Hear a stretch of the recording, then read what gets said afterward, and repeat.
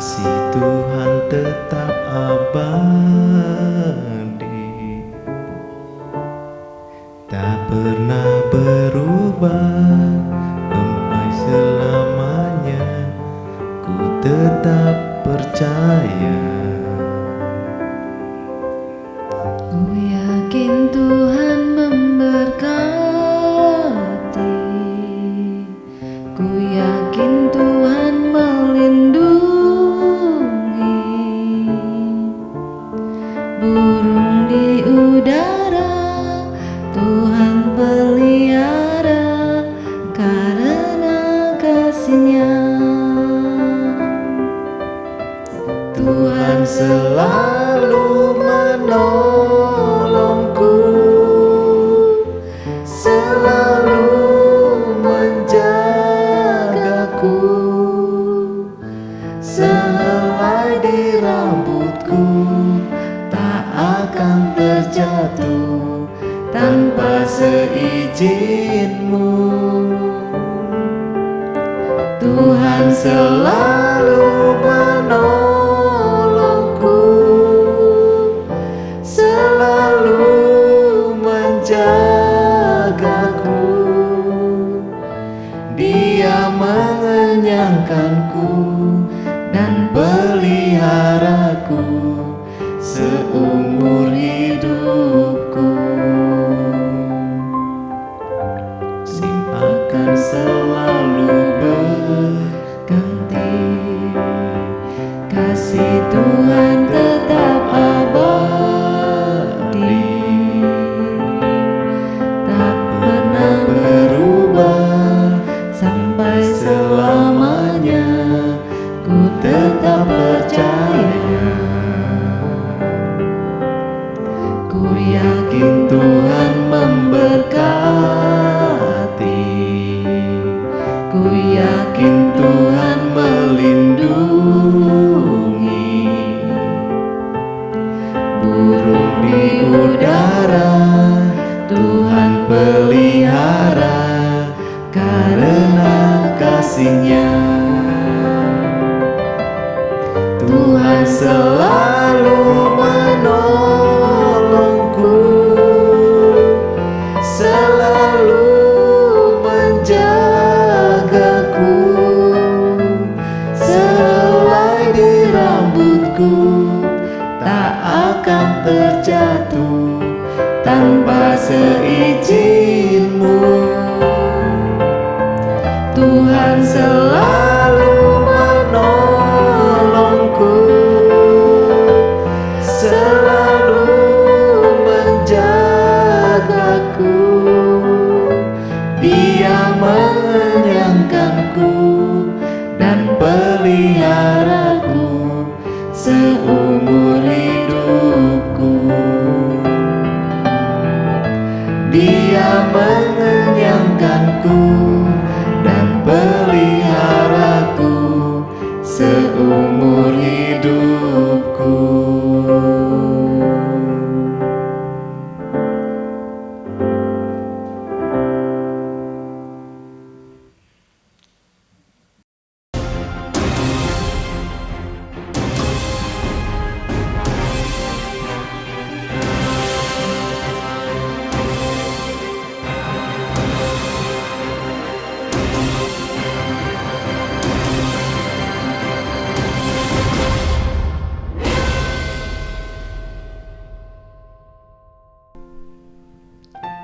Tuhan, kami bersyukur buat hari ini Tuhan. Kami mau meninggikan nama-Mu, kami mau memuji Engkau Tuhan. Kami mau menyembah Engkau lebih lagi Tuhan pada hari ini. Dan bila nama-Mu ditinggikan, nama-Mu dimuliakan, Engkau memimpin ibadah kami hari ini Tuhan. Di dalam nama-Mu Tuhan Yesus Kristus, kami serahkan ibadah hari ini. Amin.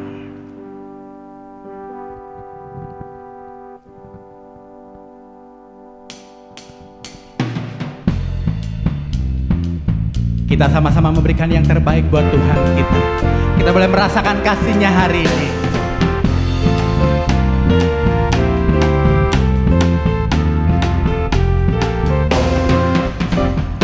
Tiada terukur besar kasih setiamu Tuhan.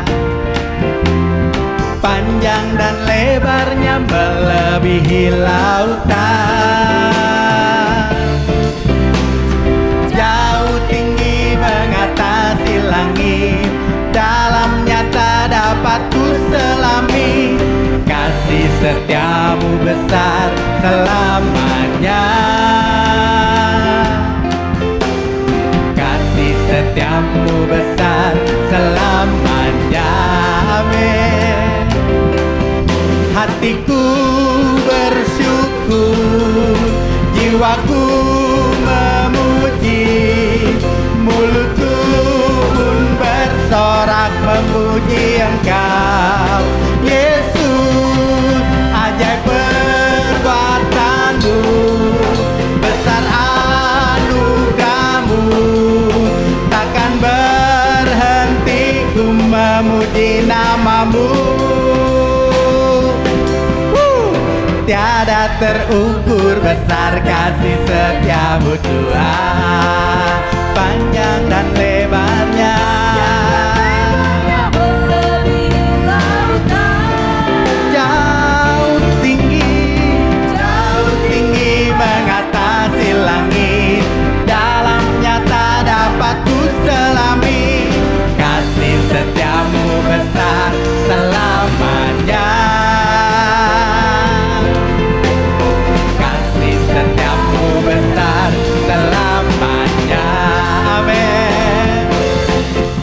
Hatiku bersyukur, jiwaku memuji, mulutku pun bersorak memuji Engkau Yesus. Ajaib perbuatanmu, besar anugerahmu, takkan berhenti ku memuji namamu.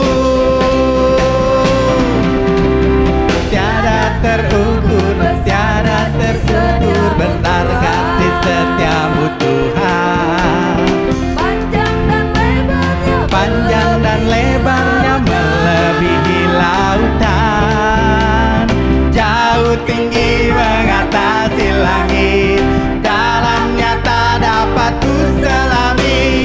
Kasih setiamu besar selamanya, kasih setiamu besar, kasih setiamu besar selamanya. Kasih setiamu Tuhan, kasih setiamu besar selamanya,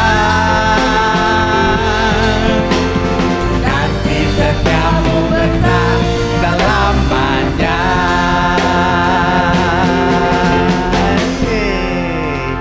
Kasih setia Tuhan besar sampai selama-lamanya bagi setiap kita.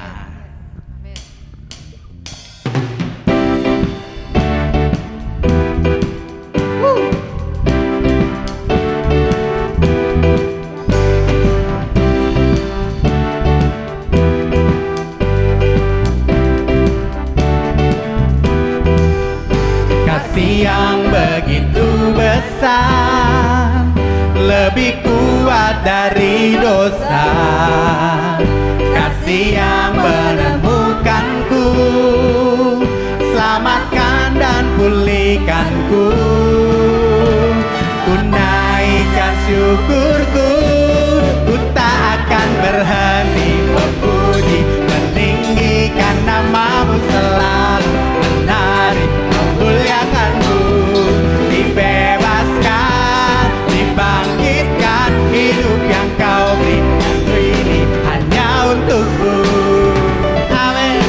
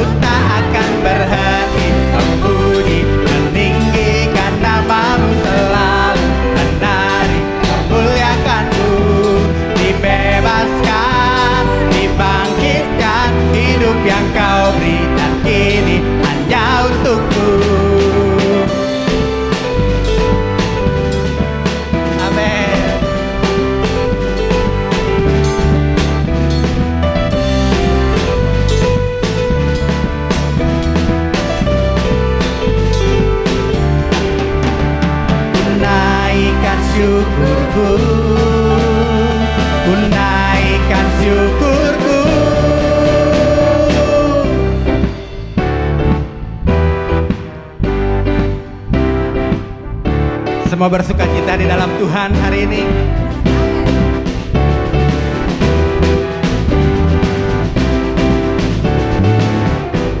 Ku tak akan berhenti memuji, meninggikan nama-Mu selalu, menari, memuliakan-Mu.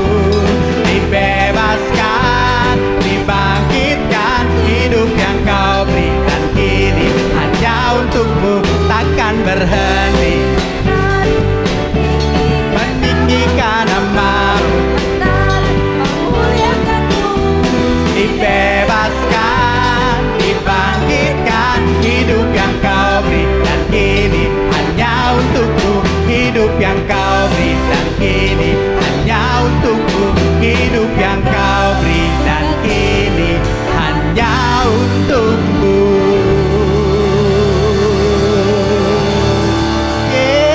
Berikan sorak-sorai bagi Tuhan kita. Oh, terima kasih Tuhan. Sungguh kasih-Mu besar dan sempurna bagi setiap kami. Ajarkan bagi setiap kami Tuhan, untuk mengenal akan kasih-Mu. Kami percaya Tuhan, ketika kami mencari Engkau, kami mendapatkan Engkau Tuhan. Ketika kami mengetuk pintu Tuhan, maka Engkau membukakan bagi setiap kami ya Allah. Ajar kami tentang kasih-Mu Tuhan.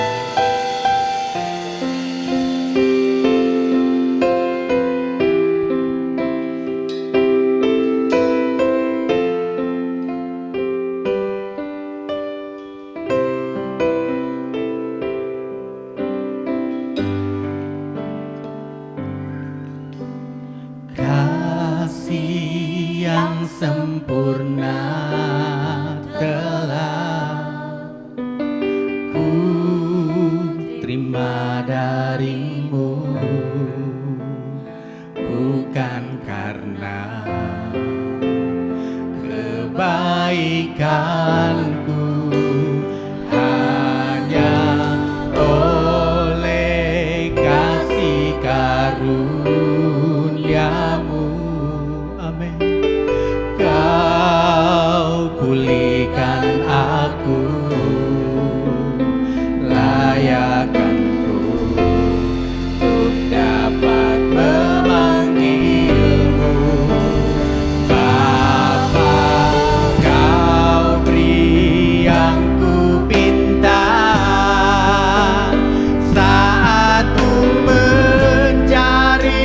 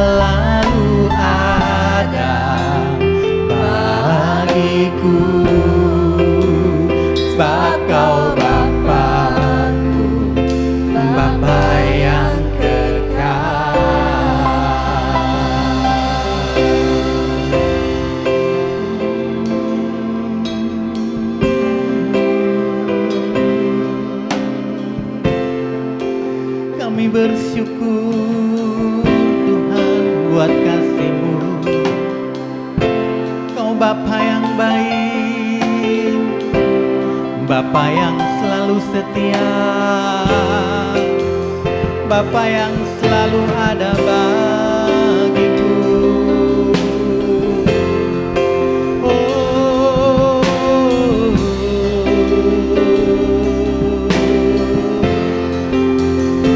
Kau setia Tuhan,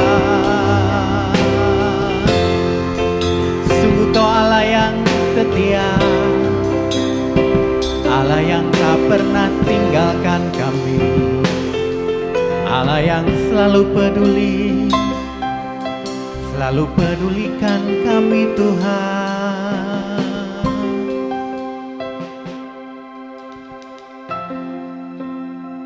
Sungguh Engkau baik Tuhan, sungguh kami kagum akan segala kebaikan-Mu. Kasih-Mu kekal bagi setiap kami Tuhan. Ajarkan kami Tuhan untuk hidup di dalam kasih-Mu Tuhan. Ajarkan juga kami untuk membagikan kasih Tuhan bagi sesama kami. Terima kasih Engkau selalu menuntun setiap kami di dalam kasih-Mu. Terima kasih Kau selalu ada bagi setiap kami Tuhan.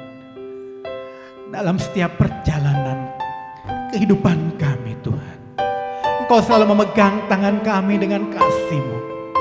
Engkau selalu setia dan Kau selalu sabar Tuhan, mengangkat kami ketika kami jatuh. Itulah kasih yang terbesar yang sudah Tuhan berikan bagi setiap kami. Pengorbanan-Mu yang begitu besar Tuhan, boleh kami rasakan, boleh kami terima Tuhan. Terima kasih buat kemurahan-Mu ya Allah. Bapa di surga, kami mau menikmati kasih itu Tuhan sepanjang hidup kami.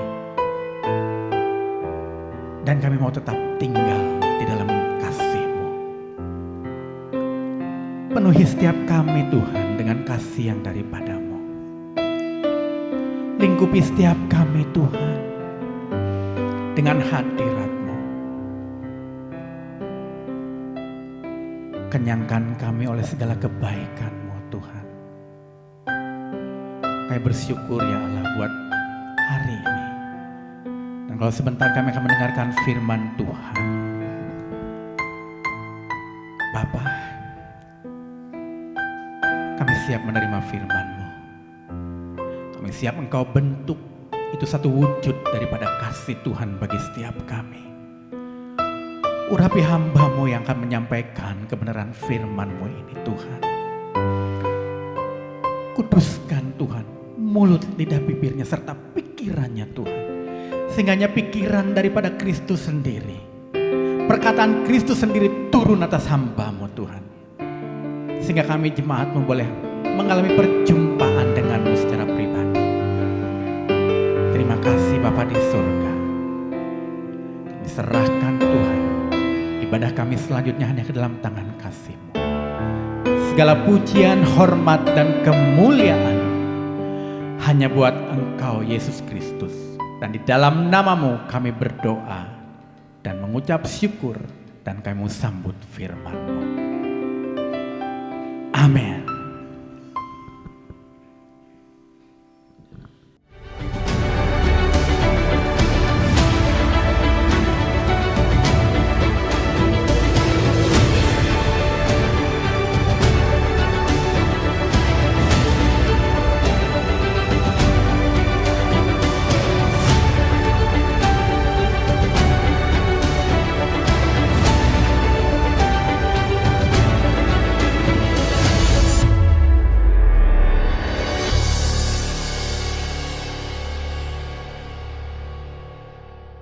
Hari ini kita akan merenungkan kebenaran firman Tuhan tentang mengasihi Tuhan dengan segenap akal budi. Minggu yang lalu kita sudah merenungkan bersama-sama mengasihi Tuhan dengan segenap hati. Minggu depan segenap jiwa, dan minggu yang keempat segenap kekuatan kita. Mari kita berdoa sebelum kita merenungkan kebenaran firman Tuhan. Kami datang kepadamu dengan ucapan syukur ya Tuhan. Oleh karena kemurahan-Mu di dalam kehidupan kami, rancangan-Mu indah bagi setiap kami, supaya kami semua dapat menjalani kehidupan yang bermakna, hidup yang penuh dengan sukacita, dan hidup yang memuliakan Bapa. Kami datang kepada Tuhan, meminta supaya Roh Kudus memberikan pencerahan kepada kami, sehingga kebenaran firman-Mu yang kami renungkan pagi ini mendatangkan sukacita dan menjadi dasar bagi kami untuk hidup yang penuh dengan kemenangan. Di dalam nama Tuhan Yesus kami berdoa. Amin. Saudara, pada tanggal 29 Oktober tahun 1994, kantor berita Reuters mengutip berita dari kantor berita Xinhua dari RRC yang mengirim berita yang sangat menarik.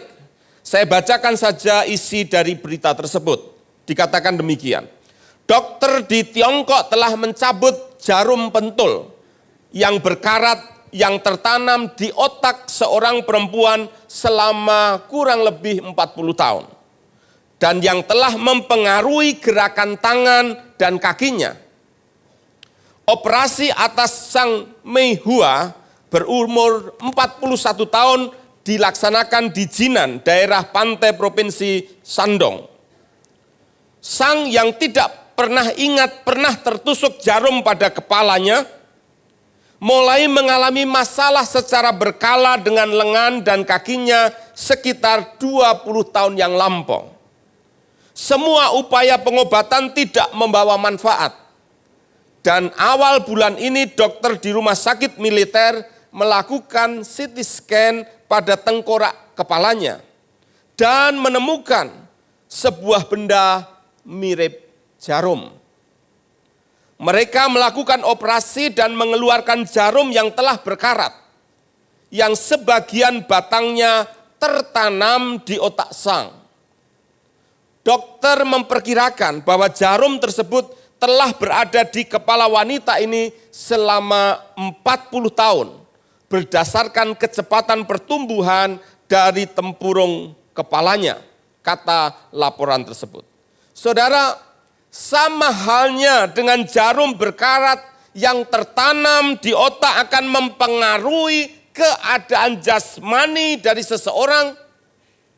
Demikian pula pikiran-pikiran yang keliru, pikiran-pikiran yang salah yang tertanam di akal budi seseorang akan mempengaruhi kehidupan yang bersangkutan. Sama seperti yang dialami oleh Sang, sesudah jarum berkarat tersebut tertanam di benaknya dan kemudian telah dicabut dari kepalanya, maka dia dapat bergerak dengan normal sebagaimana lazimnya.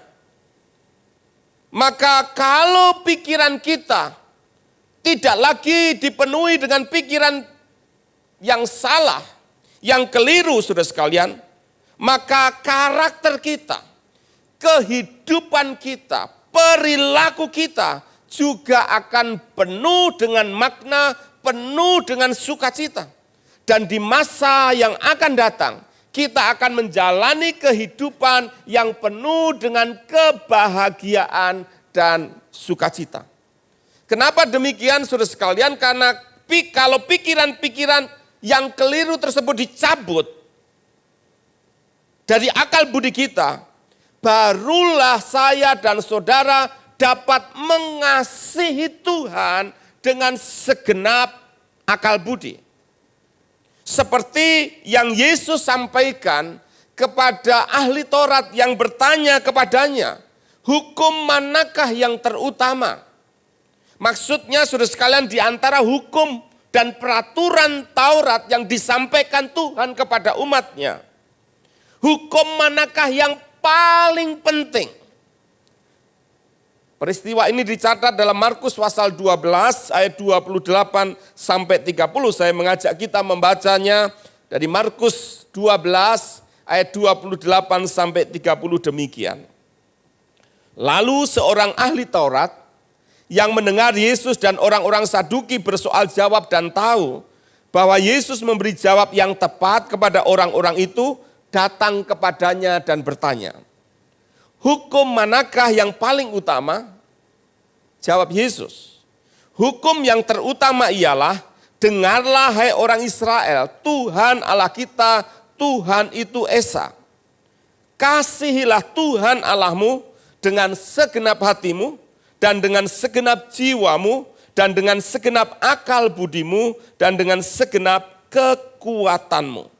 Kepada Yesus, ahli Taurat ini bertanya, hukum manakah yang paling utama? Yesus menjawab bahwa dari antara peraturan dan hukum-hukum di dalam Taurat yang disampaikan kepada umat Tuhan, Allah telah menetapkan bahwa hukum yang ditulis di dalam Ulangan pasal 6 ayat 4 sampai 5, yaitu mengasihi Tuhan secara total, adalah hukum yang paling utama.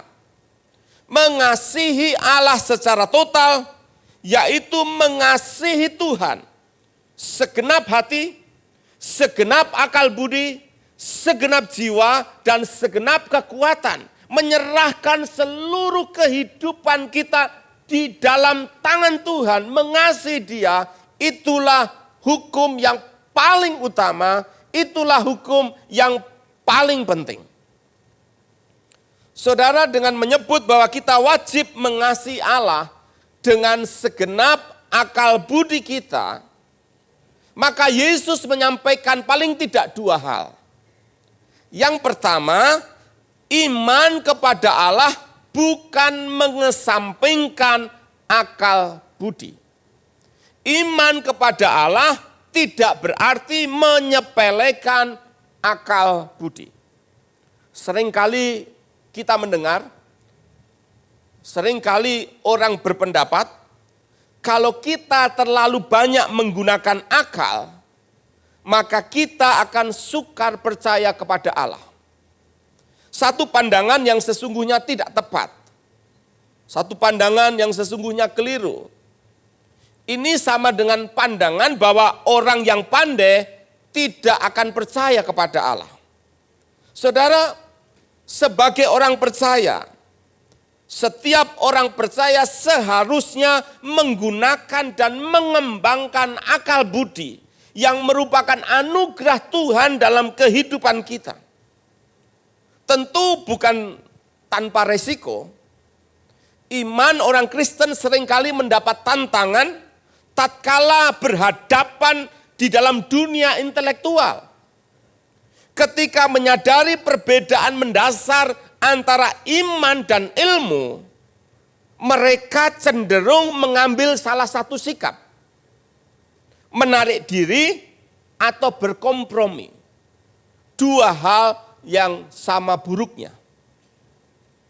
Ingat saudara sekalian, bahwa iman kepada Allah bukan mengesampingkan akal budi. Ada seorang siswa SMA, dia seorang Kristen, jurusan IPA, satu kali bertanya kepada guru agamanya, Pak, apakah sikap rasional tidak bertentangan dengan iman Kristen? Pak guru balik bertanya, setelah lulus SMA, kamu akan melanjutkan kemana? Kata Pak guru. Sang siswa kemudian menjawab, teknik sipil Pak. Bagus, kata Pak guru.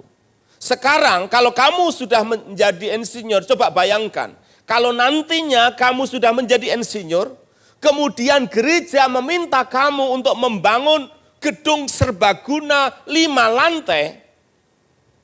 Sebagai seorang beriman, perlukah kamu menghitung beban yang harus dipikul oleh fondasi? Perlukah kamu menghitung kekuatan atau berat dari bangunan tersebut? Dan dengan penuh perhitungan merancang, memikirkan apa yang akan dibuat dengan bangunan tersebut. Sebelum Pak Guru menyelesaikan penjelasannya, saudara sekalian, sang siswa kemudian menjawab, saya mengerti Pak, saya mengerti. Saudara, di dalam kehidupan kita ingat, iman tidak berarti mengesampingkan akal budi. Kalau kita membaca dalam kitab Lukas pasal 14 tentang harga mengikut Yesus, tentang syarat menjadi muridnya, Yesus menyampaikan demikian. Sebab siapakah di antara kamu yang kalau mendirikan sebuah menara tidak duduk terlebih dahulu membuat anggaran biayanya. Kalau cukup uangnya untuk menyelesaikan pekerjaan itu. Supaya kalau sudah meletakkan dasarnya dan tidak dapat menyelesaikan, jangan-jangan orang akan mengejek.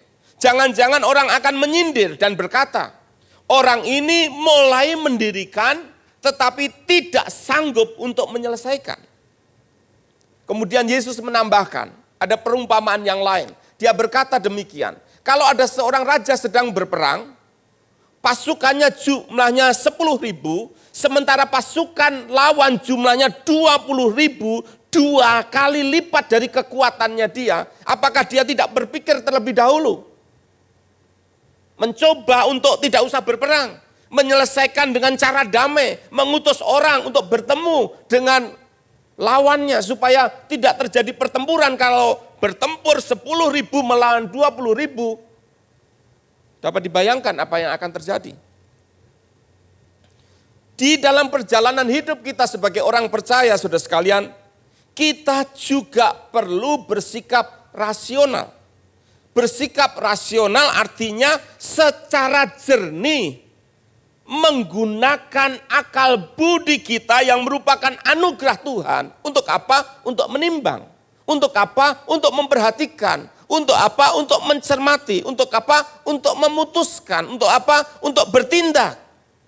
Sikap ini diperlukan hampir di semua urusan. Baik ketika kita bekerja, ketika kita belajar, hidup di dalam rumah tangga, hidup bermasyarakat dan sebagainya, perlu bersikap rasional. Lebih lagi di dalam bertindak untuk mengasihi Tuhan. Kita memerlukan sikap rasional, yaitu mengasihi Tuhan dengan segenap akal budi kita.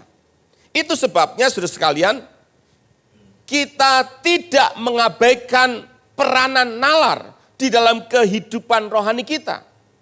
Peranan nalar yang Yesus sendiri ajarkan dengan berkata bahwa kita wajib mengasihi Allah dengan segenap akal budi. Saudara, mengasihi Tuhan dengan segenap akal budi adalah kalimat pendek yang sengaja Yesus tambahkan di dalam pernyataannya yang kemudian dikutip oleh Markus. Kalau saudara bandingkan dengan apa yang dituliskan di dalam kitab Ulangan pasal 6, maka ada tambahan yang sengaja Yesus sampaikan, yaitu mengasihi dengan segenap akal budi. Artinya, kalau Yesus menyampaikan itu, berarti ini sesuatu yang penting, tidak boleh diabaikan. Iman tidak mengesampingkan akal budi. Yang kedua, saudara sekalian, mengasihi Allah dengan segenap hati, artinya mengasihi Allah dengan pikiran dan perasaan. Bukan hanya dengan pikiran saja, namun juga dengan perasaan. Bukan hanya dengan perasaan saja, namun juga dengan pikiran. Saya di dalam bimbingan pranikah bagi pasangan yang akan menikah, seringkali menyampaikan kepada mereka bahwa perbedaan laki-laki dan perempuan itu ada dan biasa. Perbedaan tidak perlu ditakutkan. Perbedaan perlu di-manage saja supaya relasi menjadi semakin baik. Salah satu perbedaan yang utama adalah kalau manusia mau bertindak, pada umumnya laki-laki lebih mendasarkan kepada logika. Sementara wanita lebih mendasarkan kepada perasaan. Dan saya sering bertanya, mana yang lebih benar? Pikiran atau perasaan? Tidak ada yang lebih benar, saudara sekalian. Sama-sama bisa benar, sama-sama bisa salah. Ya. Nah, kalau kita mengasihi Tuhan dengan segenap akal budi, harus melibatkan pikiran dan perasaan. Hal ini dapat kita lihat di dalam kitab Filipi pasal yang kedua, ayat yang kelima. Di sana di dalam bahasa Yunani, bahasa yang dipakai untuk menuliskan Alkitab Perjanjian Baru, yaitu proneo, yang artinya akal budi.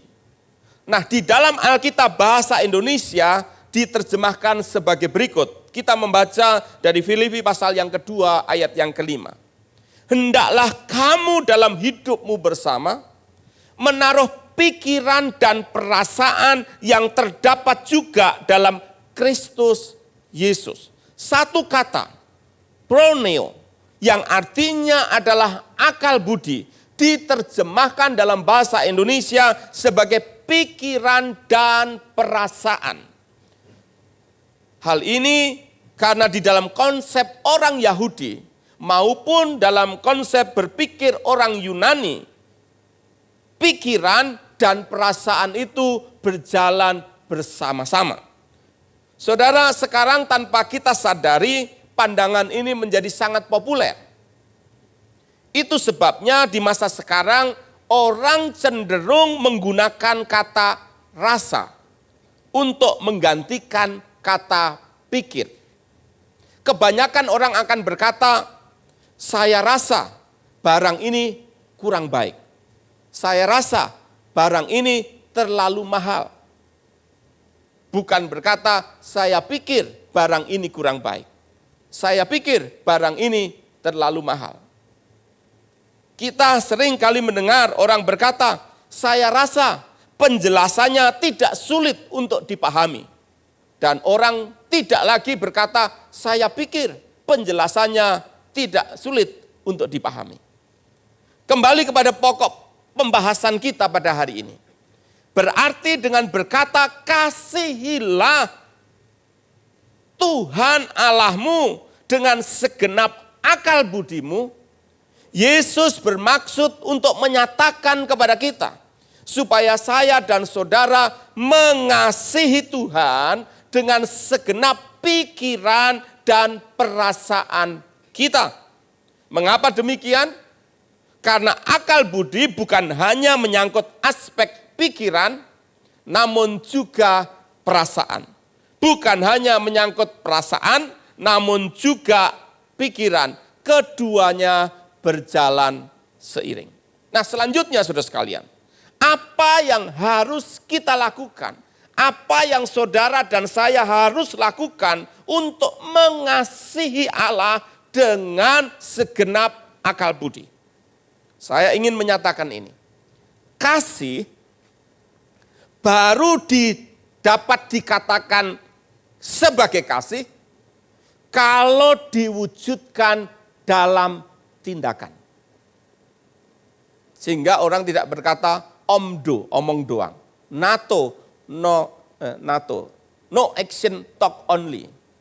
Kasih baru bisa dikatakan kasih kalau diwujudkan di dalam apa saudara sekalian? Tindakan. Mengasihi artinya kerelaan untuk berkorban. Josh McDowell, seorang penulis Kristen yang sangat terkenal, di dalam bukunya yang berjudul The Father Connection, menceritakan bahwa satu hari dia bertanya kepada anaknya yang berumur 9 tahun. Dia menuliskan perbincangan dia dengan anaknya. Dia berkata begini, tahukah kamu bahwa papa mengasihi mamamu? Tanya si Josh, Pak Josh. Ya, jawab sang anak. Kemudian sang papa melanjutkan, bagaimana kamu tahu? Sang anak menjawab, setiap kali papa mengatakan demikian kepada mama. Artinya sang anak seringkali mendengar papanya berkata bahwa papanya mengasihi mamanya. Josh McDowell kemudian melanjutkan, bagaimana seandainya papa kehilangan suara dan tidak bisa mengatakan bahwa papa sangat mengasihi mamamu? Apakah mamamu akan tetap mengetahui bahwa papa sangat mengasihinya? Sang anak pun menjawab, ya tentu, papa bisa menuliskannya katanya. Jadi kalau nggak bisa ngomong, anaknya nggak dengar lagi bahwa dia mengasihi istrinya, anaknya berkata, ya papa bisa menulis. Jos kemudian mengatakan kepada anaknya, seandainya kedua tanganku dan kedua kakiku putus, artinya papa tidak bisa menulis, baik menggunakan kaki maupun dengan menggunakan tangan. Apakah mamamu masih akan mengetahui bahwa papa mencintai dia? Putranya menjawab, ya pasti. Bagaimana caranya? Aku akan mengatakan kepada mama bahwa papa sangat mengasihi mama. Jadi kalau udah nggak bisa nulis lagi, nggak bisa bicara, anaknya berkata, aku yang akan ngomong. Akan ngomong terus ke mama bahwa papa sangat mengasihi mama. Josh McDowell kemudian mengejar, saudara sekalian. Tunggu sebentar. Bagaimana engkau tahu? Bagaimana kamu bisa tahu bahwa papa mengasihi mamamu? Mendengar pertanyaan seperti ini, saudara sekalian, sang anak terdiam sejenak. Kemudian dia menjawab dengan tegas. Dari cara papa memperlakukan mama. Saudara, diperlukan waktu beberapa menit untuk membuat putra Josh McDowell sampai pada pendapat ini. Apa itu? Pada akhirnya dia mengerti bahwa kasih adalah lebih dari sekedar kata-kata. Kasih harus berlanjut di dalam tindakan. Bagaimana anaknya bisa tahu bahwa papanya mengasihi mamanya? Dari cara papanya memperlakukan mamanya. Kasih harus diwujudkan di dalam apa, saudara sekalian? Tindakan. Nah, pertanyaannya sekarang. Tindakan apa yang akan menunjukkan bahwa saya dan saudara itu mengasihi Tuhan dengan segenap akal budi? Paling tidak ada 3 hal yang perlu kita lakukan. Yang pertama, saudara sekalian, menyerahkan akal budi kita kepada Allah agar dibaharui oleh firman-Nya. Yang pertama adalah dibaharui oleh firman Tuhan. Saudara, pikiran kita ini seringkali keliru dan tidak sejalan dengan pikiran Allah. Sebagai contoh adalah Petrus. Di dalam Matius pasal 16 dicatat Yesus berkata kepada para muridnya bahwa dia harus pergi ke Yerusalem dan di sana dia akan menderita banyak sengsara, bahkan dibunuh oleh para pemuka agama Yahudi. Nah, mendengar perkataan tersebut, saudara sekalian, apa yang Petrus lakukan? Petrus menarik Yesus ke samping dan menegur Yesus. Petrus menegur Yesus. Itu yang dituliskan di dalam Alkitab. Saya bacakan untuk saudara dari Matius pasal 16 ayat 21 sampai 23.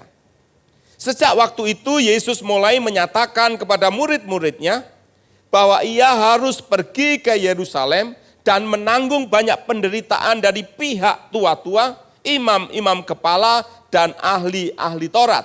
Lalu dibunuh dan dibangkitkan pada hari ketiga. Tetapi Petrus menarik Yesus ke samping dan menegur dia, katanya, Tuhan, kiranya Allah menjauhkan hal itu. Hal itu sekali-kali takkan menimpa engkau. Ayat 23. Maka Yesus berpaling dan berkata kepada Petrus, enyahlah iblis, engkau suatu batu sandungan bagiku.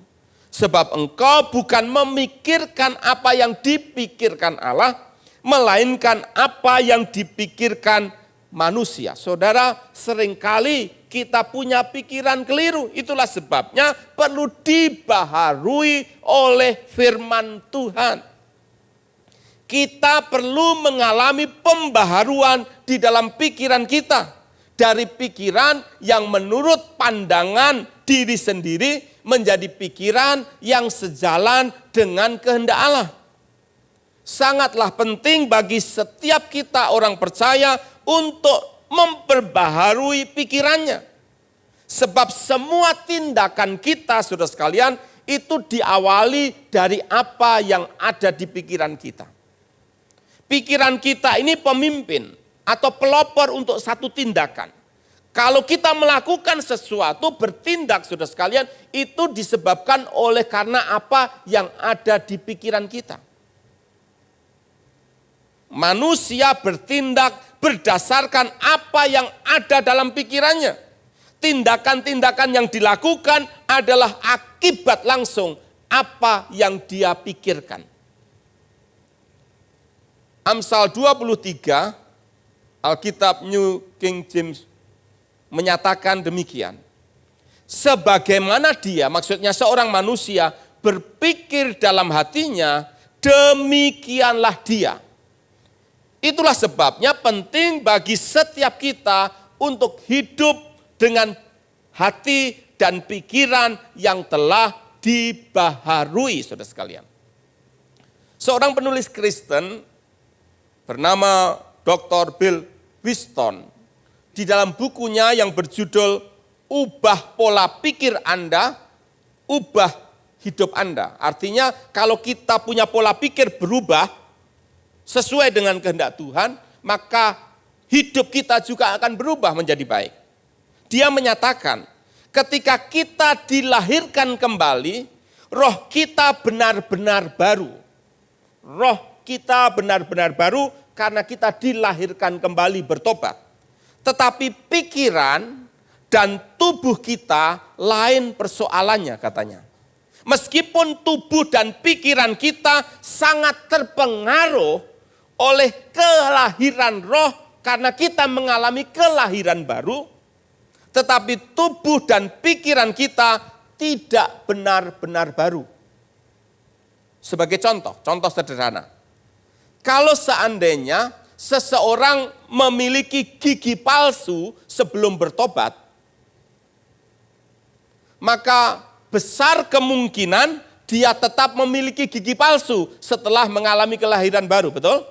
Kecuali ada mujizat. Ya, Tuhan bisa melakukan mujizat, lahir baru giginya ganti baru juga bisa gitu. Tapi pada umumnya kemungkinan besar tetap punya gigi palsu. Gitu. Contoh yang lain. Kalau misalkan kita cepat naik darah sebelum bertobat, darahnya naik terus saudara sekalian sampai ke ubun-ubun sebelum bertobat, maka besar kemungkinan setelah kita lahir baru pun kita akan berurusan dengan soal naik darah ini. Kita berurusan dengan diri kita yang sering kali cepat marah. Ya bersyukur saudara sekalian, kalau ada orang bertobat langsung tidak bisa marah-marah lagi. Ya bersyukur gitu. Tapi jarang gitu. Jarang, kemudian langsung blek, darahnya nggak pernah naik gitu ya, bisa gitu. Jarang gitu. Tapi kita akan berurusan dengan masalah-masalah seperti itu. Artinya saudara sekalian, pikiran kita ini harus dibaharui dari waktu ke waktu dengan firman Tuhan. Itulah sebabnya kepada jemaat di Roma, Rasul Paulus menegaskan tentang pentingnya perubahan pikiran atau pembaharuan akal budi. Sebagaimana ditulis dalam Roma 12 ayat 2. Janganlah kamu menjadi serupa dengan dunia ini, tetapi berubahlah oleh pembaharuan budimu, sehingga kamu dapat membedakan manakah kehendak Allah, apa yang baik, yang berkenan kepada Allah, dan yang sempurna.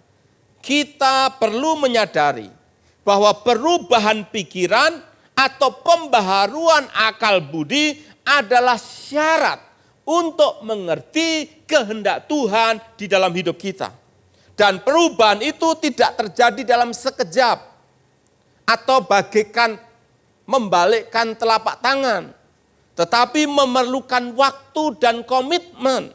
Sebuah proses yang terus-menerus terjadi dalam hidup kita. Perlu yang pertama, yaitu akal budi kita, pikiran kita dibaharui oleh firman Tuhan. Di dalam hal ini saudara sekalian, peranan firman Tuhan membaharui pola pikir kita sangatlah penting. Ditulis dalam 2 Timotius 3 ayat 15 dan 16 demikian. Ingatlah juga bahwa dari kecil engkau sudah mengenal kitab suci yang dapat memberi hikmat kepadamu dan menuntun engkau kepada keselamatan oleh iman kepada Kristus Yesus. Segala tulisan yang diilhamkan Allah memang bermanfaat untuk mengajar, untuk menyatakan kesalahan, untuk memperbaiki kelakuan, dan untuk mendidik orang dalam kebenaran. Penting bagi setiap kita untuk membaca, merenungkan firman Tuhan, supaya apa? Supaya pola pikir kita, supaya akal budi kita dibaharui oleh firman-Nya. Yang kedua, saudara sekalian, mengasihi Allah dengan segenap akal budi, yaitu dengan menyerahkan akal budi kita kepada Tuhan, agar dipenuhi dengan pengenalan akan Dia. Yang kedua, kita harus bertumbuh, dipenuhi dengan pengenalan yang benar akan Kristus. Pengenalan yang benar apa? Akan Kristus. Sama seperti pepatah yang berkata, tidak kenal maka tidak sayang.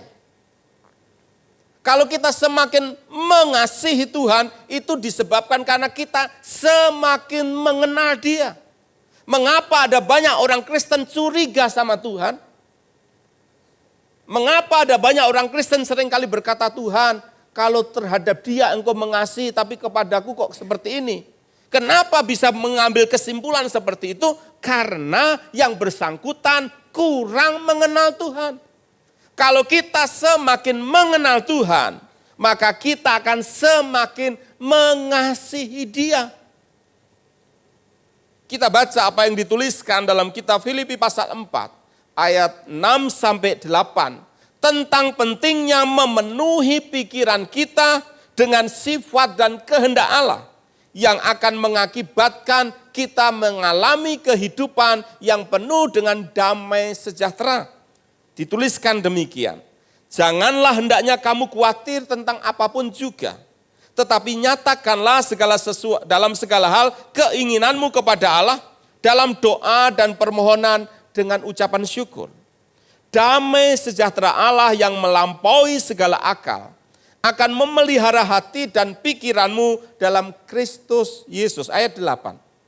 Jadi akhirnya saudara-saudara, semua yang benar, semua yang mulia, semua yang adil, semua yang suci, semua yang manis, semua yang sedap didengar, semua yang disebut kebajikan dan patut dipuji, pikirkanlah semuanya itu.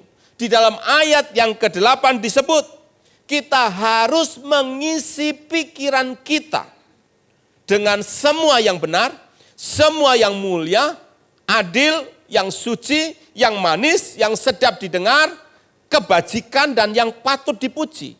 Apa itu? Kehendak Tuhan, sifat-sifat Tuhan. Nah, kalau itu yang memenuhi pikiran kita, saudara sekalian, sebagaimana yang ditulis di dalam ayat yang ke-8, maka akibatnya hati dan pikiran kita tidak akan dipenuhi dengan kekhawatiran, namun dengan damai sejahtera. Itu yang dituliskan dalam ayat yang ke-6 dan ayat yang ke-7. Semakin kita mengenal Tuhan, kita akan semakin mengasihi Dia. Sehingga hati dan pikiran kita tidak dipenuhi dengan kekhawatiran. Semakin pikiran kita dipenuhi dengan pengenalan akan Dia, akan kehendak dan sifat-sifatnya, maka kita akan semakin mencintai Dia, mengasihi Dia dengan segenap akal budi kita. Saudara, kita harus berpikir secara jernih dan tulus tentang Tuhan, sehingga kita tidak mempunyai pemikiran yang salah tentang Tuhan. Dan itu terjadi karena kita semakin mengenal Dia. Saudara, kita perlu menyediakan waktu untuk semakin mengenal Tuhan. Kalau kita tidak menyediakan waktu, sulit bagi kita untuk semakin mengenal Dia. Tetapi juga kita perlu menyeleksi apa yang kita baca, kita perlu menyeleksi apa yang kita pelajari. Katanya sudah sekalian, 20 tahun yang lalu ada sebuah kisah di Jakarta, satu keluarga dengan beberapa orang anak. Sang bapak sangat keras mendidik anaknya karena dia mengasihi anaknya. Dia berkata kepada anak-anaknya, waktu itu anak-anaknya SMA, supaya tidak sering pergi di luar. Pulang langsung ke rumah selesai sekolah. Jadi setiap minggu orang tuanya selalu kasih tahu sama anak-anaknya, pulang sekolah harus langsung pulang ke rumah, tidak boleh main ke tempat yang lain. Mengapa demikian? Karena bapaknya cerita, hari Senin ada tawuran pelajar sehingga ada siswa yang mati. Hari Selasa ada penjambretan di jalan, orang keluar dari bank, uangnya dijambret dan ketika mempertahankan tasnya jatuh meninggal dunia. Hari Rabu ada kecelakaan lalu lintas, orang mati karena ada kecelakaan di jalan raya. Hari Kamis ada kebakaran di tempat penduduk sehingga orang lari sana sini, orang kehilangan harta benda. Hari Jumat ada pembunuhan. Terus begitu setiap minggu dia kasih tahu anaknya. Mengapa demikian saudara sekalian? Karena yang dibaca pos kota. Tiap minggu bacanya pos kota, isinya begitu. Kekhawatiran dan ketakutan. Tapi kalau kita membaca firman Tuhan, isi pikiran kita dengan kehendak Tuhan, apa yang akan kita alami? Kita akan hidup di dalam damai sejahtera. Itu yang Alkitab katakan. Yang ketiga, saudara sekalian. Yang pertama tadi dibaharui oleh firman-Nya. Yang kedua dipenuhi dengan pengenalan akan Dia. Yang ketiga menaati kehendak-Nya. Mengasihi Allah dengan segenap akal budi adalah dengan menyerahkan akal budi kita kepada Allah untuk menaati kehendak-Nya. Karena pengetahuan tanpa ketaatan tidak ada gunanya. Sama seperti orang yang tahu pentingnya berolahraga untuk tubuh yang sehat. Sama seperti orang yang tahu pentingnya untuk menghindari makanan-makanan yang berlemak supaya tetap sehat. Tahu seperti orang mengetahui bahwa makanan yang banyak mengandung gula berbahaya bagi tubuh kita karena kita bisa diabetes. Tapi tahu saja tidak cukup. Tahu saja tidak cukup. Kita harus melakukan apa yang kita tahu itu di dalam tindakan sehari-hari. Tahu berolahraga secara teratur baik, tapi kalau tidak berolahraga secara teratur, tetap saja tubuh kita tidak akan sehat. Mengasihi Tuhan dengan akal budi, itu artinya kita menaati apa yang menjadi kehendak-Nya di dalam hidup kita. Yesus menegaskan ini dalam Yohanes pasal 14 ayat 23. Jawab Yesus, jika seseorang mengasihi aku, ia akan menuruti firman-Ku. Dan Bapa-Ku akan mengasihi dia dan kami akan datang kepadanya dan diam bersama-sama dengan dia. Untuk mengasihi Tuhan dengan segenap akal budi, kita perlu menaati firman-Nya di dalam kehidupan sehari-hari. Saudara, apa yang kita lakukan untuk orang yang kita kasihi, belum tentu menyenangkan orang yang kita kasihi. Kalau apa yang kita lakukan itu tidak sesuai dengan keinginan orang yang kita kasihi. Contoh sederhana. Kalau seorang suami mengatakan mengasihi istrinya, tapi setiap minggu dia nraktir istrinya dengan cara mengajak makan istrinya makan sate kambing, padahal istrinya tidak suka dengan sate kambing, meskipun tiap minggu mengeluarkan uang banyak untuk makan sate kambing, itu tidak menunjukkan bahwa dia mengasihi istrinya. Kalau dia mengasihi istrinya, dia harus tanya sama istrinya, "Ma, pengen makan apa?" Gitu, kira-kira begitu. Baru dia akan melakukan sesuai dengan keinginan istrinya. Itu bukti bahwa dia mengasihi istrinya. Diajak berlibur belum tentu senang, saudara sekalian. Ya. Kalau diajak liburnya pergi ke Cirebon, jalan-jalan. Ya suami senang banyak makanan di sana gitu. Banyak kan makanan sekarang di Cirebon. Orang Jakarta sekarang banyak pergi ke Cirebon, saudara. Karena banyak sana makanan-makanan yang baru. Orang mengingat apa yang disukai 30 tahun yang lalu. Tapi kalau istrinya nggak suka makanan tersebut, diajak ke sana. Ya tidak akan menikmati. Saya ambil contoh. Dalam hidup pernikahan saya dan istri. Saudara, istri saya nggak suka ke pantai. Saya suka ke pantai. Dan kalau saudara tahu Bali itu terkenal dengan pantainya yang bagus-bagus bukan? Tapi kalau kami pergi ke Bali, jarang pergi ke pantai. Jarang. Ini contoh aja saudara sekalian. Bukan berarti saya selalu ngalah, bukan. Gitu, bukan, jangan salah. Tapi sering kali kalau ke Bali saya ngalah karena istri saya nggak suka ke pantai. Misalkan pada bulan Desember yang lalu saya dan istri melayani ke Papua selama kurang lebih 10 hari ke gereja-gereja kita yang ada di sana. Saya pergi bersama-sama ke Sorong dan dari Sorong masing-masing pergi ke kota yang berbeda. Naik pesawat pagi-pagi yang baling-baling itu, istri saya ke kota mana, saya ke kota mana, kemudian lanjutkan ke kota mana yang lain, kumpul lagi di Sorong, nanti pindah lagi ke kota-kota yang lain berbeda-beda. Dan setelah pulang dari Papua, saya ada tugas pelayanan ke NTT, ke kota Silu, dan ke kota Kupang. Jadi masih ada jeda waktu 3 hari, 2 malam. Saya tanya sama istri, kita punya waktu 3 hari nih, mau pulang ke Bandung atau mau gimana? Dia bilang, ya cobalah ambil waktu cuti. Jadi kami ambil waktu cuti, saya minta izin, kami cuti 3 hari, 2 malam saudara sekalian.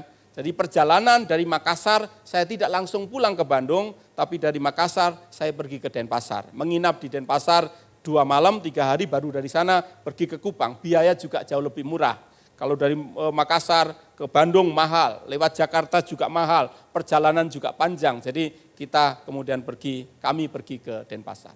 Nah selama di Denpasar 3 hari itu, apa yang saya kerjakan sama istri, saya tanya sama dia, kamu mau pergi ke mana? Ya dia tahulah, ketawa dia. Karena saya udah tahu bahwa dia nggak suka ke pantai. Saya tanya itu maksudnya, ayo kita ke pantai gitu maksudnya. Tapi yang terjadi saudara sekalian, saya ngalah. Kami pergi lebih sering ke Ubud, pergi ke Kintamani, pergi ke Bedugul sana, daerah yang bukan pantai. Minum kopi, ngobrol sama-sama, habiskan waktu, pakai celana pendek, pakai sandal jepit, gitu kira-kira selama 3 hari itu. 2 hari lebih saudara sekalian. Soal makan, nah saudara tahu, istri saya tidak suka daging. Paling mentok dia makannya dengan makan daging ayam, itu sudah paling maksimal. Daging yang lain dia nggak suka, padahal saya suka daging sapi, saya suka sapi yang kakinya pendek. Nah, di Bali banyak sekali, saudara sekalian. Jadi terpaksalah, dalam tanda petik nih, saya ngalah-ngalah walaupun istri saya juga akhirnya menemani saya. Dia nggak tega juga saudara sekalian. Dia nemenin saya ke Pak Malen, dia nemenin saya ke Nuris gitu. Pergi ke sana saya makan daging-daging tadi, istri saya makan yang lain. Saudara perlu untuk mengetahui apa yang menjadi keinginan orang yang kita kasihi. Dengan demikian kita mengasihi dia. Bapak-bapak sekali-sekali tanya sama istri. Ma, kamu pengen apa gitu loh kira-kira ya. Oh ya Pak, ya. Nanti tagih Bu, coba Bu. Ya saudara sekalian benar. Mengasihi Tuhan dengan cara apa? Menaati apa yang menjadi kehendaknya di dalam hidup kita. Bukan mau-mau kita sendiri, bukan kehendak-kehendak kita sendiri. Tapi kehendak Tuhan itu yang kita lakukan di dalam kehidupan kita. Dengan demikian saudara sekalian, kita akan menjalani kehidupan yang penuh sukacita, hidup yang bermakna dan memuliakan Bapa di surga. Langkah praktis. Yang pertama, mari kita mohon kepada Roh Kudus agar senantiasa firman Tuhan yang kita baca itu memperbaharui pola pikir kita. Sehingga perilaku kita, tindakan kita juga semakin seperti Kristus bertindak. Yang kedua, melakukan kebenaran firman Tuhan di dalam kehidupan sehari-hari. Dengan demikian saudara sekalian, maka setiap kita akan menjadi seperti ranting pokok anggur yang menghasilkan buah. sehingga hidup yang kita jalani menjadi hidup yang benar-benar hidup.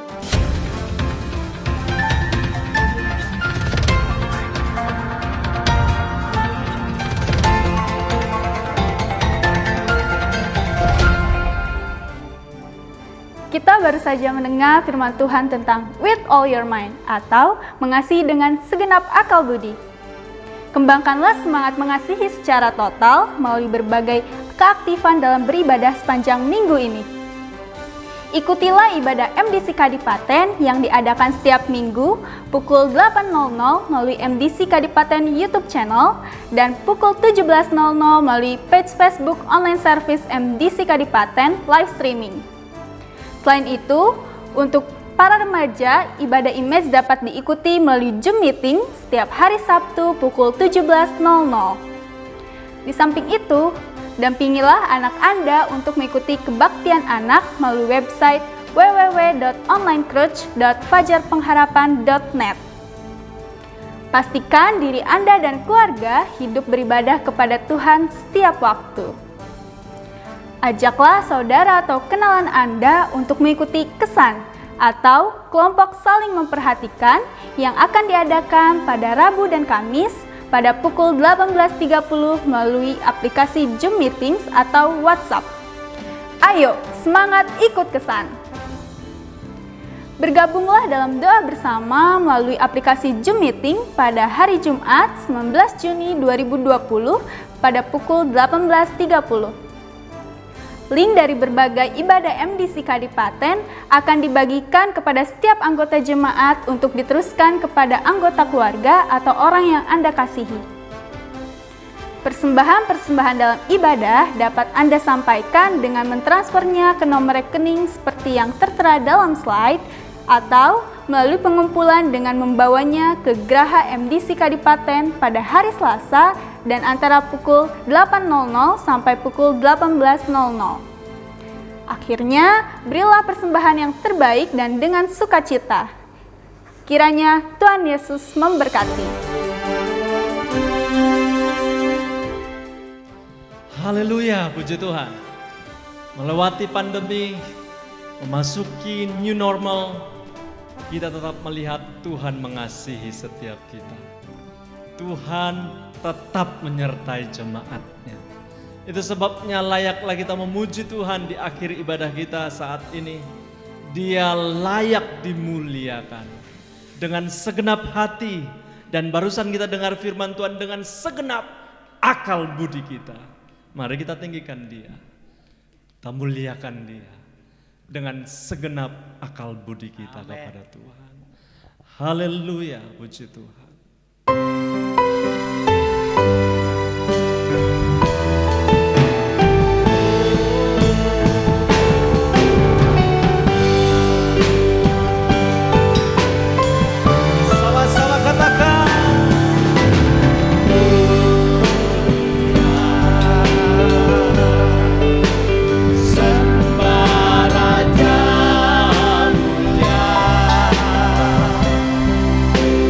Bye.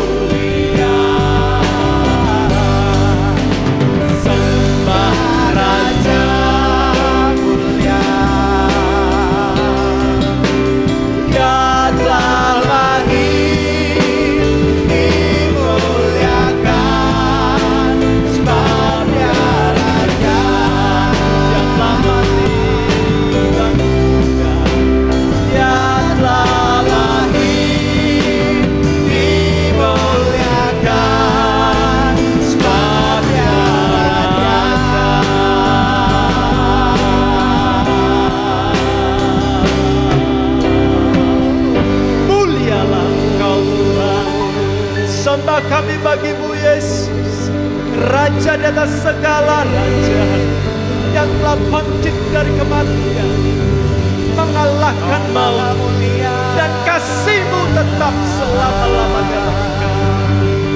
Layaklah Engkau disembah, layaklah Engkau dimuliakan. Hormat kami bagimu Tuhan, Amin. Sang Juru Selamat kami.